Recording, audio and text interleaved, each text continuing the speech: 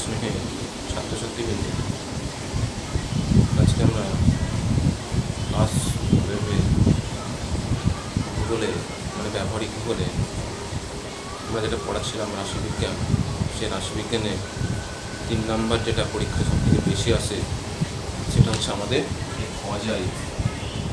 তাহলে প্রথম আমাদের জানতে হবে যে এই ক্রমযৌগিক পরিসংখ্যা রেখা বা অজাইব কাকে বলা হয়। তাহলে অশ্রেণীবদ্ধ বা শ্রেণীবদ্ধ পরিসংখ্যা বিভাজনে প্রতি শ্রেণীর যে শ্রেণী সীমানা সাপেক্ষে ক্রমযৌগিক পরিসংখ্যা নির্দিষ্ট স্কেল অনুযায়ী সরলরেখার সাহায্যে দ্বিমাত্রিক চিত্ররূপে রৈখিক উপস্থাপন করে যে চিত্র পাওয়া যায় তাকে ক্রমযৌগিক পরিসংখ্যা রেখা বা অজাইব বলা হয়ে থাকে। তাহলে এই অজাইবকে আমরা সাধারণত দুটো ভাগে ভাগ করে থাকি তাদের প্রকৃতি অনুযায়ী। নাম্বার হচ্ছে নিম্নতর ক্রমযৌগিক পরিসংখ্যা রেখা, মানে প্রত্যেক শ্রেণীর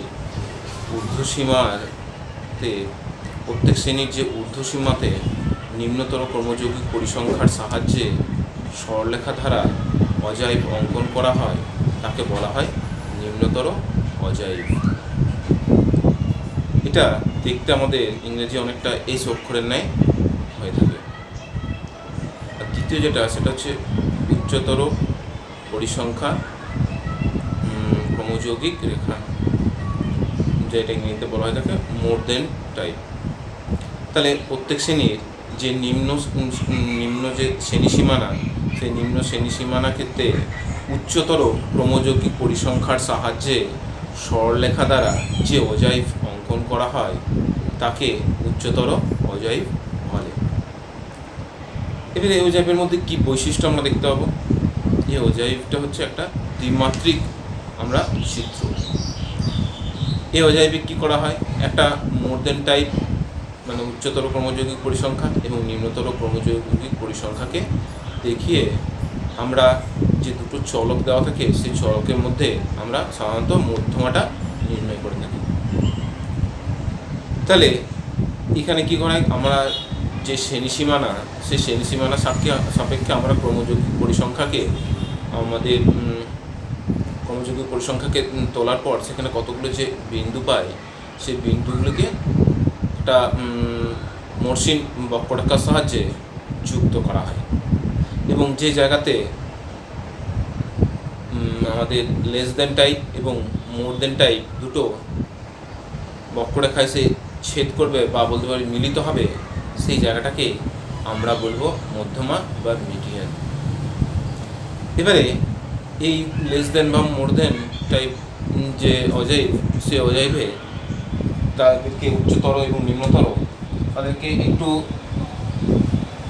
মানে দৃষ্টিনন্দন করার জন্য আমরা যেটা নিম্নতর ক্রমযৌগিক পরিসংখ্যা রেখা সেটাকে আমরা লাল রঙের কালি দিয়ে দেখিয়ে থাকি এবং যেটা উচ্চতর ক্রমযৌগিক পরিসংখ্যা রেখা সেটা সাধারণত নীল রঙের কালি দিয়ে আমরা দেখিয়ে থাকি।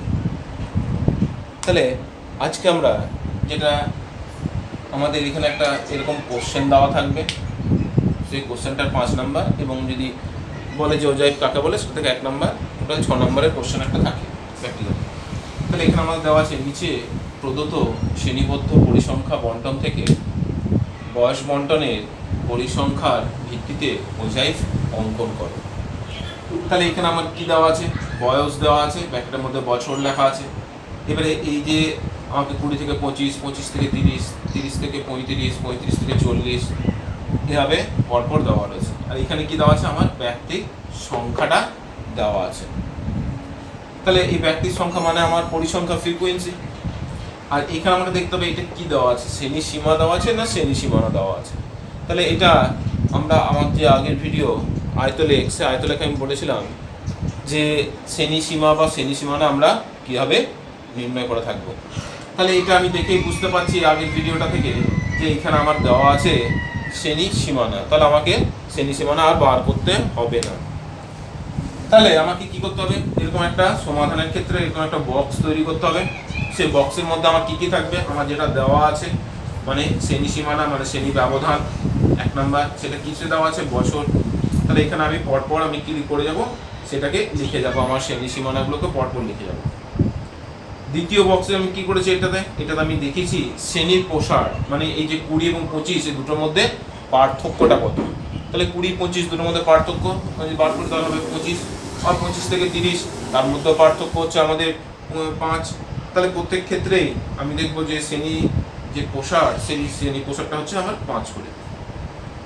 3 নম্বরে আমি কি দেখেছি অনুভূমিক দৈর্ঘ্যটা, মানে আমার যেটা এক্স অক্ষ, সেই এক্স অক্ষ বরাবর আমি যে শ্রেণী প্রসারটাকে দেখাবো সেই শ্রেণী প্রসারটাকে কত করে ধরেছি।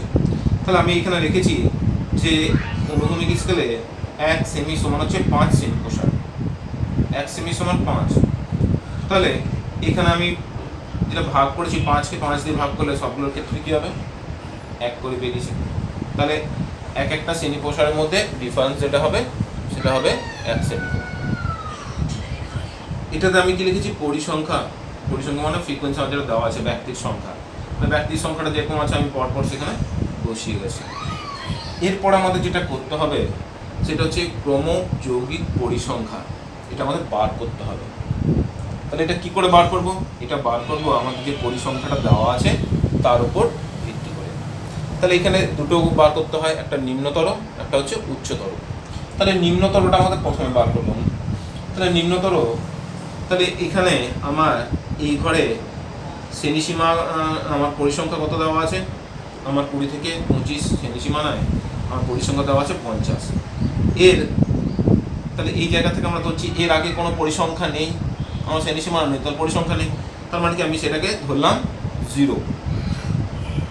তাহলে 0 প্লাস 50 সমান কত হবে আমার 50। পরেরটা হচ্ছে 50 আমার এই আগের ঘরে আমি পেয়েছি পরিসংখ্যাটা, তাহলে সেই পরিসংখ্যাটাকে আমি এই ঘরে নিয়ে এলাম।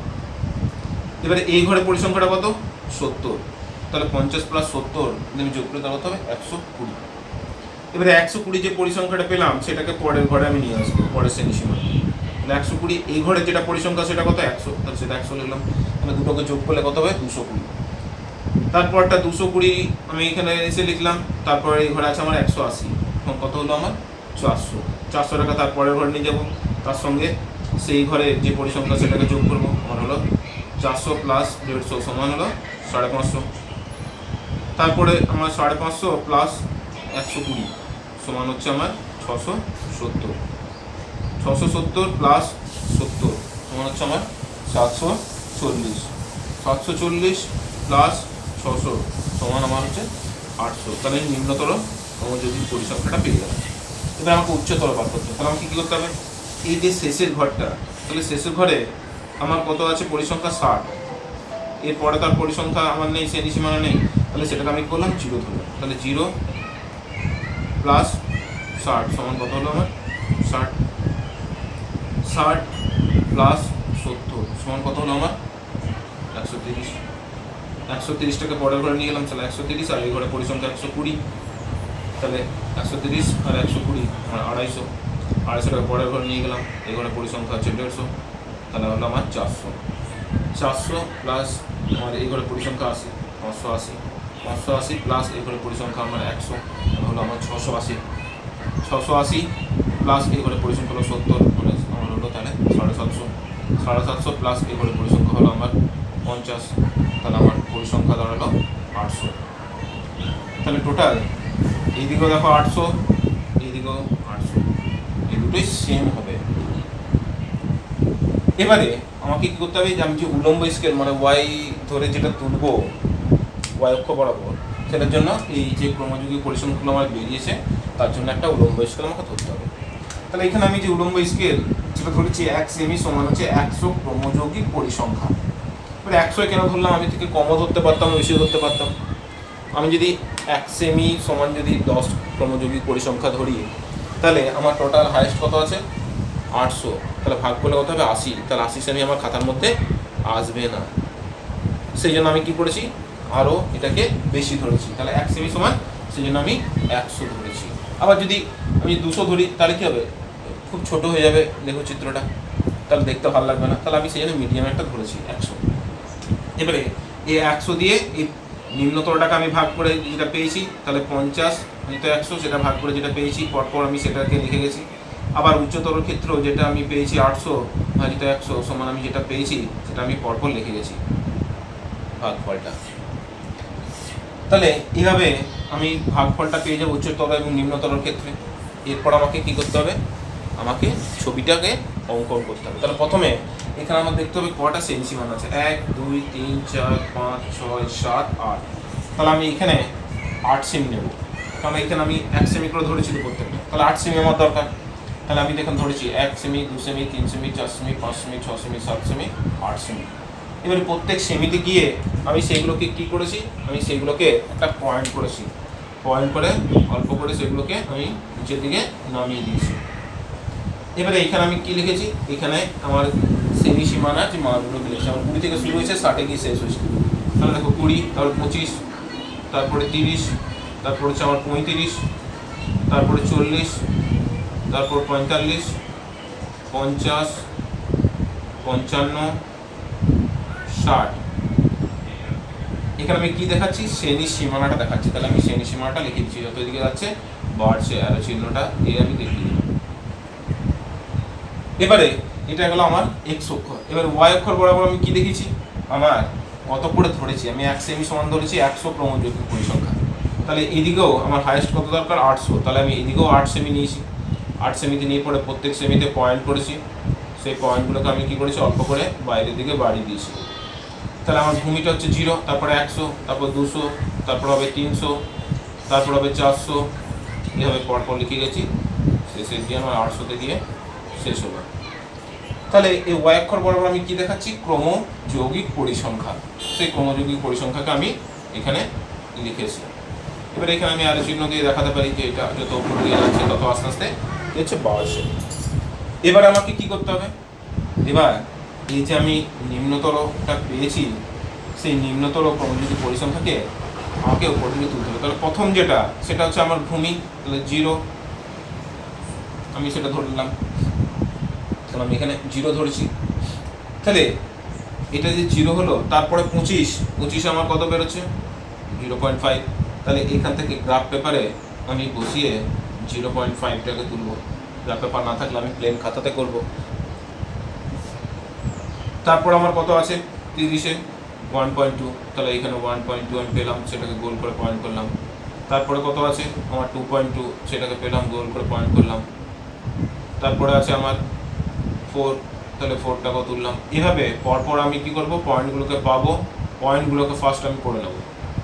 পয়েন্টগুলোকে করে নেওয়ার পর আমি এই পয়েন্টগুলোকে কি করব, একটা বক্ররেখা, মসৃণ বক্ররেখার মাধ্যমে সেগুলোকে যুক্ত করে দেবো।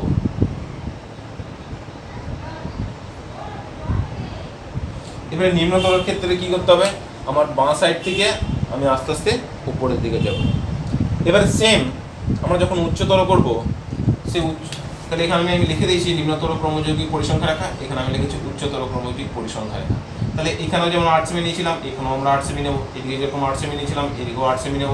যে এদিকে আমরা লিখে দেবো যে কত করে ধরেছিলাম, এখানে শ্রেণী সীমাটা 20 থেকে আমাদের 60 পর্যন্ত পরপর চলে গেছে। তাহলে এখানে শ্রেণী সীমানা দেখাচ্ছি, এদিকে কী দেখাচ্ছি, আমরা ক্রমযৌগিক পরিসংখ্যাটাকে দেখাচ্ছি। এবার এইদিকে কী করব, আমার প্রথমে কত আছে 8.0, তাহলে এখানে শুরু হবে প্রথমে 0, তারপরে কত 7.5, তারপরে কত আছে আমার 6.8। তাহলে প্রত্যেকে পয়েন্টগুলোকে আমি পাবো। এভাবে পয়েন্টগুলোকে এর ওপরে ওপরে আমি ঠিক তুলে যাব।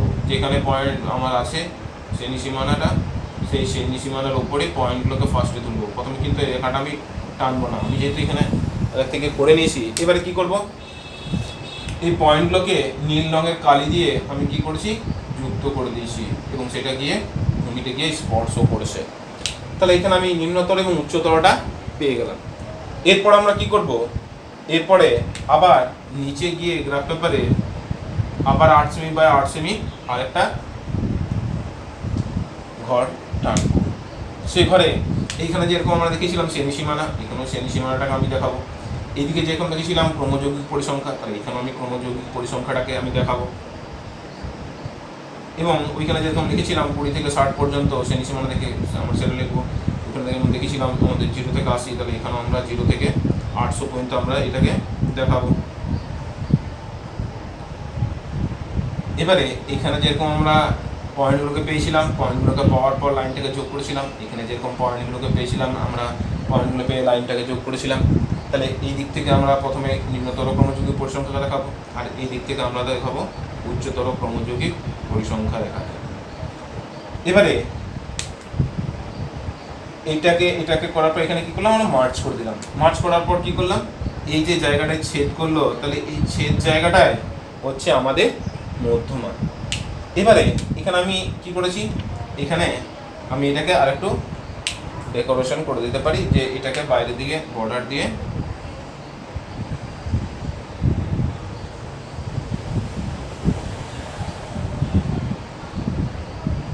এই দুটো ছবিকে এখানে এসে মার্চ করলাম।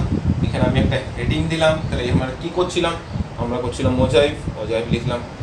এবারে একটা সাব হেডিং দিতে হয়। সাব হেডিং কি, এখানে আমি কি দেখাচ্ছি, এখানে দেখাচ্ছি বয়স বন্টনের পরিসংখ্যা। তাহলে বিভিন্ন ব্যক্তির সেগুলো কি বয়স বন্টন, সেই দিকে দেখেছি বিভিন্ন ব্যক্তির বয়সের বন্টনটা এখানে এর মাধ্যমে দেখানো হয়েছে।